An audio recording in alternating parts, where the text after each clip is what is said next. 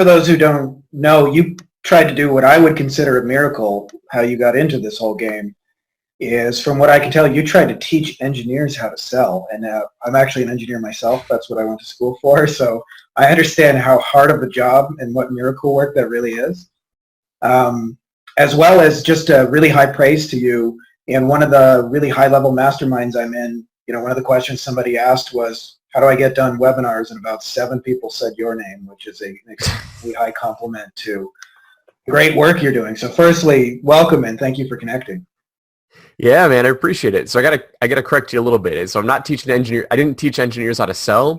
Mm-hmm. I was just trying to sell to engineers, which is probably it's probably not as difficult, or it's probably more difficult to teach engineers how to sell than it is to sell to them. But both are extremely, extremely difficult. Yes, yes.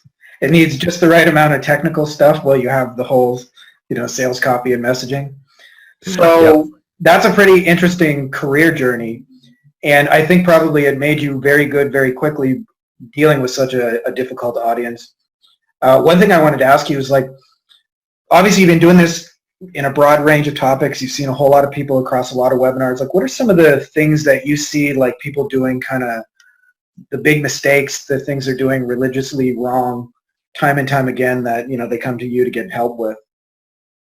Yeah, so in webinars, specifically, the common mistake that I see people make when writing their own webinars and creating sales pitches and doing trainings with the intent to sell something at the end is they fall victim to something that I call the expert's curse, which is a lot of the people, 99.9% of the people that I deal with are experts, meaning they are entrepreneurs who are trying to monetize their expertise, monetize their information, and make a living from teaching, inspiring and giving some sort of transformation.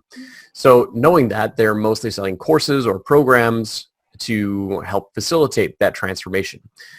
A webinar is an excellent vehicle to try and attract more of those types of clients, but the biggest mistake that I see people do is they fall victim to this expert's curse, which is they try and teach way too much inside of their sales presentation.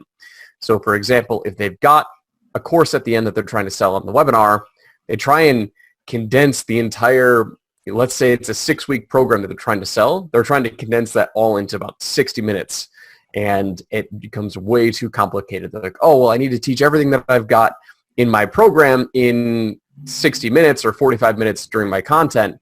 And it just becomes way too much information and people get confused. And the rule that I follow religiously when I help people create webinars is a confused mind doesn't buy. And when you distill that, it really means stop teaching too much.